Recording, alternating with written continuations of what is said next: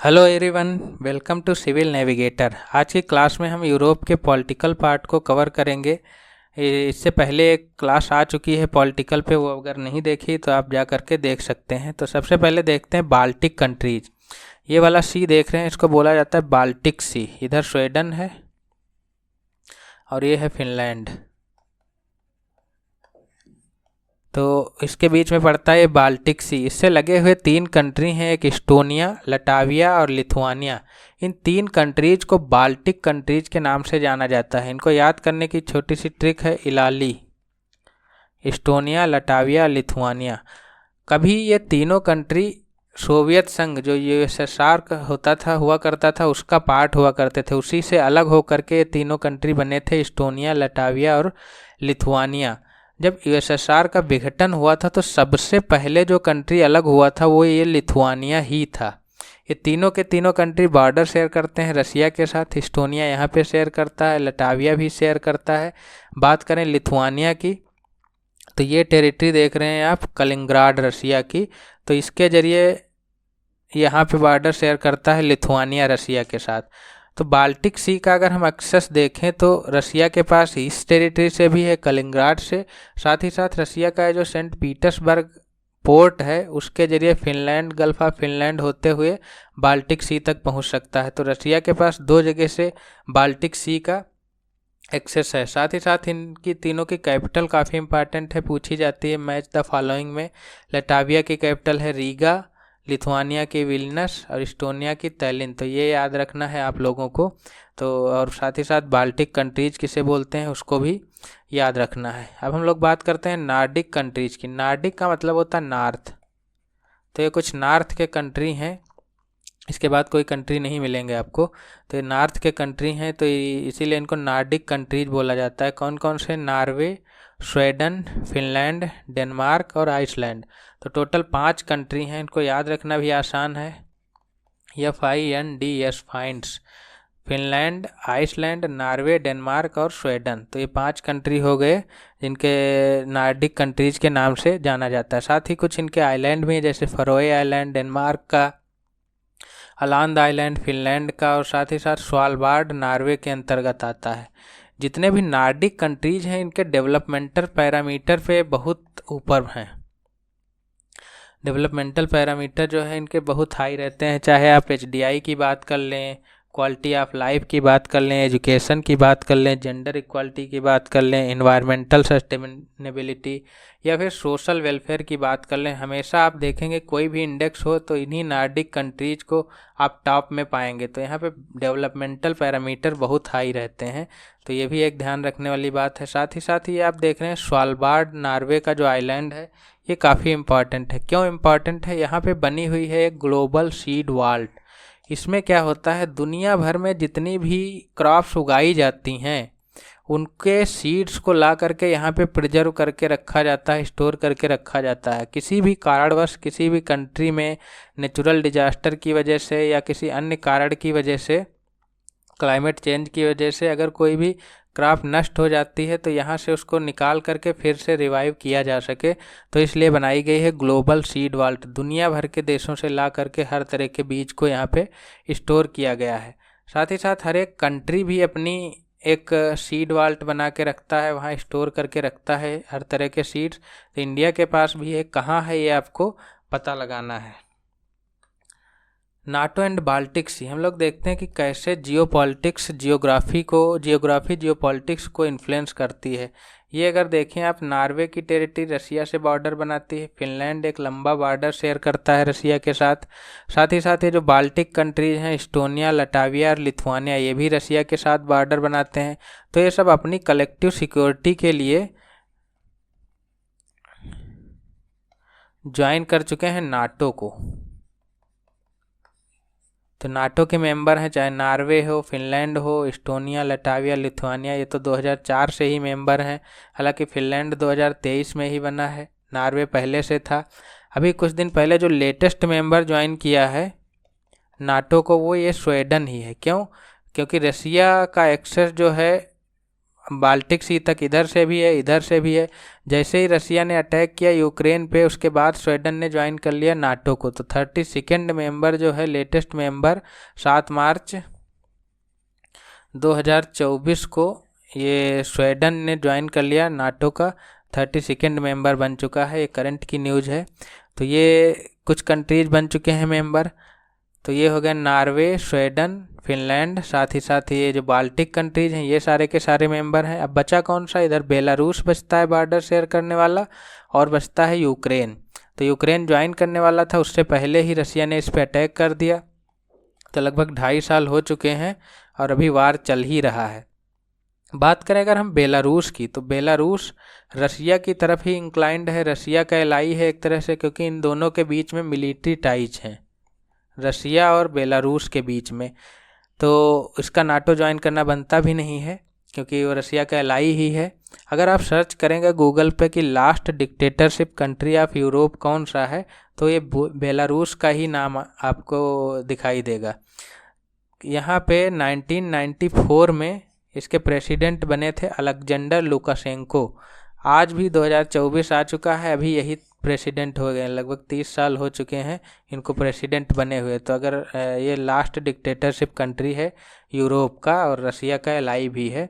तो ये हो गए सारे के सारे बॉर्डर। साथ ही साथ तुर्की भी मेंबर है नाटो का। कब से, 1952 से। कारण रसिया का मेडिटेरियन सी तक एक्सेस जो है ब्लैक सी के जरिए, उसके जरिए उसको तुर्की की इस टेरिटरी से गुजरना पड़ता है। ये रहा आपका बास्फोरस स्टेट, ये मरमरा, ये डार्डिनालिस, उसके जरिए आइगन सी, फिर जो है मेडिटेरियन सी तक पहुंचता है। तो ये रूट जो है ये तुर्की की टेरिटरी से गुजरता है। तो इसलिए तुर्की भी ज्वाइन कर चुका है 1952 में।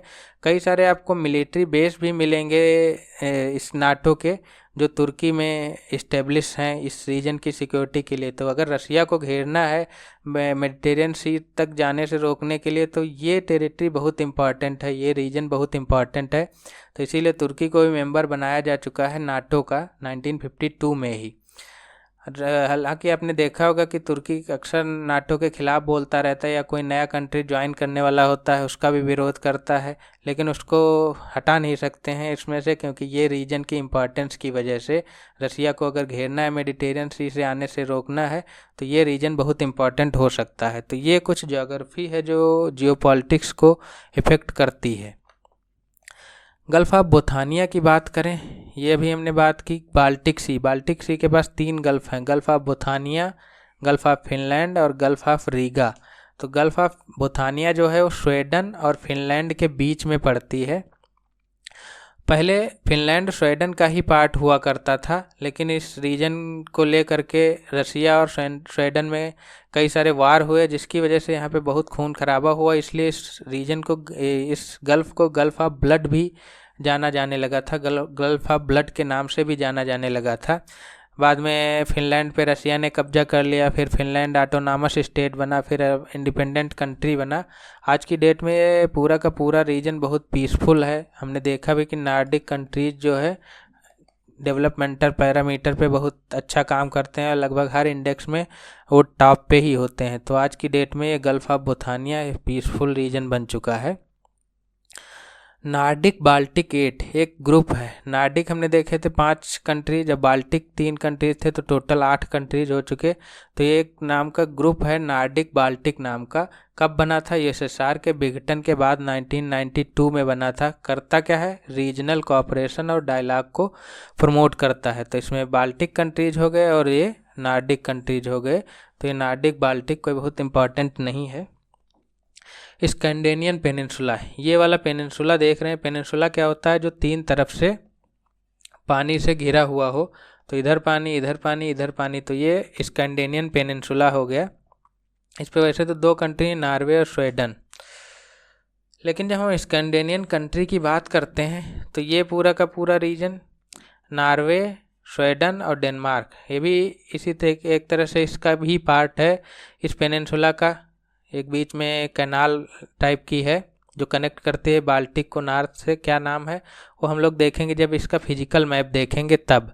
तो ये तीनों कंट्रीज हो गए। साथ ही साथ जब हम स्कैंडिनेवियन कंट्री की बात करते हैं तो हम इसको भी कंसीडर करते हैं। ये तो चलो ज्योग्राफिकली कनेक्टेड हैं, लेकिन ये इतनी दूर होते हुए भी कैसे स्कैंडिनेवियन कंट्री का पार्ट बन गया? ये पॉलिटिकली और कल्चरली कनेक्टेड है। कल्चरली कैसे? नॉर्वे के लोग ही सेटल हुए यहाँ आइलैंड में जा कर के, आइसलैंड में, तो ये जो है कल्चर इनका सेम है, कल्चरली शेयर करते हैं, कल्चर शेयर करते हैं एक दूसरे के साथ। साथ ही साथ डेनमार्क ने बहुत सालों तक रूल किया आइसलैंड पे, तो ये पॉलिटिकली भी कनेक्टेड है। तो इस वजह से जब हम स्कैंडिनेवियन कंट्री की बात करते हैं तो इन चारों कंट्रीज को कंसीडर करते हैं, डेनमार्क, नॉर्वे, स्वीडन और आइसलैंड को। फेनो स्कैंडिनेविया की बात करें अगर हम लोग, तो ये स्कैंडिनेवियन पेनिनसुला था, साथ ही साथ ये फिनलैंड था। तो ये वाला रीजन हम पूरा कंसीडर करते हैं, और साथ ही साथ ये स्कैंडिनेवियन रीजन। तो ये नॉर्वे हो गया, स्वीडन हो गया, फिनलैंड हो गया, साथ ही साथ रसिया की ये टेरिटरी है, कोला पेनिनसुला बोलते हैं इसको, तो ये भी कंसीडर किया जाता है फेनो स्कैंडिनेविया में। तो ये कुछ, अगर हम फेनो स्कैंडिनेविया की बात करें तो नॉर्वे, स्वीडन, फिनलैंड और कोला पेनिनसुला को इंक्लूड करते हैं हम लोग। आइबेरियन पेनिनसुला की बात करें, अभी हमने बात की पेनिनसुला क्या होता है, जो तीन तरफ से पानी से घिरा हो, वाटर बॉडी से घिरा हो। तो इधर ये वाला जो रीजन देख रहे हैं ये कहलाता है आइबेरियन पेनिनसुला। इधर अटलांटिक ओशन का वाटर है, इधर मेडिटेरियन है, और ये जिब्राल्टर है। तो ये तीन तरफ से पानी से घिरा हुआ है। तो इस पर दो कंट्रीज आपको दिख रहे हैं, पुर्तगाल और स्पेन। तो ये कहलाता है आइबेरियन कंट्रीज। पुर्तगाल और स्पेन को हम लोग बोलते हैं आइबेरियन कंट्रीज। तो पुर्तगाल की कैपिटल लिस्बन है और स्पेन की कैपिटल है मैड्रिड। तो इन दोनों को बोला जाता है आइबेरियन कंट्रीज। तो आइबेरियन कंट्रीज को ही बोले तो पुर्तगाल और स्पेन को ही बोलते हैं। इधर एक छोटा सा कंट्री दिख रहा होगा, एंडोरा। हालांकि ये इसी रीजन में पड़ता है, फ्रांस और स्पेन के बीच में एक छोटा सा कंट्री है। यहाँ पे एक माउंटेन रेंज है पायरेनीज, उसी पे बसा हुआ है एंडोरा नाम का छोटा सा कंट्री। तो इसको नहीं कंसीडर किया जाता, सिर्फ दो ही हैं, स्पेन और पुर्तगीज। आपको पता होगा कि पुर्तगाल ने बहुत सालों तक इंडिया पे रूल किया, सबसे पहले आए थे, सबसे बाद में गए। तो इन्होंने जो स्ट्रक्चर डेवलप किया उसको हम लोग आर्ट एंड कल्चर में पढ़ेंगे, आइबेरियन स्टाइल ऑफ आर्किटेक्चर, क्योंकि यही लोग लेकर के आए थे। कहाँ से आए थे? आइबेरियन पेनिनसुला से। तो अक्सर कभी कभी क्वेश्चन पूछ लेता है कि आइबेरियन स्टाइल ऑफ आर्किटेक्चर किसने इंट्रोड्यूस किया? तो यही पुर्तगीज ने ही इंडिया में इंट्रोड्यूस किया था। ज़्यादातर रूल कहाँ किए लोग? गोवा में। तो मैक्सिमम जो कॉलोनियल एरा की बिल्डिंग्स मिलेंगी आपको गोवा में, तो वो सब की सब आइबेरियन स्टाइल में ही मिलेंगी। साथ ही साथ दमन दीव में भी आपको मिलेंगी। तो ये आइबेरियन स्टाइल आर्किटेक्चर होता है। ये देख रहे हैं सेंट कैथेड्रल चर्च, बहुत फेमस है, गोवा की चर्च है। ये जो स्ट्रक्चर देख रहे हैं ये Iberian style of art of architecture कहलाता है। तो ये आर्ट एंड कल्चर में पढ़ने को मिलेगा आपको। बाल्कन पेनिनसुला की बात करें तो ये देख रहे हैं कि रीजन, ये भी तीन तरफ से पानी से घिरा है। ये ब्लैक सी हो गया, ये आइगन सी हो गया, ये एड्रियाटिक सी हो गया। तो तीनों तरफ से पानी से घिरा हुआ है। साथ ही साथ यहाँ पे एक माउंटेन रेंज पड़ती है जिसका नाम है बाल्कन माउंटेन। तो इसकी वजह से इस रीजन को हम लोग बाल्कन पेनिनसुला बोलते हैं। तो अगर हम बाल्कन कंट्रीज़ की बात करें तो इसी पेनिनसुला पे जो भी कंट्रीज़ हैं उन सबको बाल्कन कंट्रीज़ बोला जाता है। देख सकते हैं तुर्की है, कुछ पार्ट इसका, ग्रीस है, Albania, Macedonia, Montenegro, crochet, Slovenia, Bosnia and Herzegovina. तो ये सब मिला करके बाल्कन कंट्रीज़ कहलाते हैं। ये रहा एड्रियाटिक सी, इधर आइगन सी, ये मरमरा सी, ये ब्लैक सी। तो ये सारे के सारे कंट्रीज़, इस पे बसने वाले कंट्रीज़ को बाल्कन कंट्रीज़ के नाम से जाना जाता है। मैंने यहाँ पे एक लिस्ट डाल दी है कौन कौन से कंट्रीज़ हैं बाल्कन कंट्रीज़, तो वो आप देख सकते हैं। तो ये था यूरोप का कुछ पॉलिटिकल। अगली क्लास एक होगी छोटी सी जिसमें हम लोग डिस्कस करेंगे यूके, ब्रिटिश और ब्रिटिश आइल्स, ये सब क्या है, क्या डिफरेंस है इसमें, उसके बारे में हम लोग बात करेंगे। Thank you very much.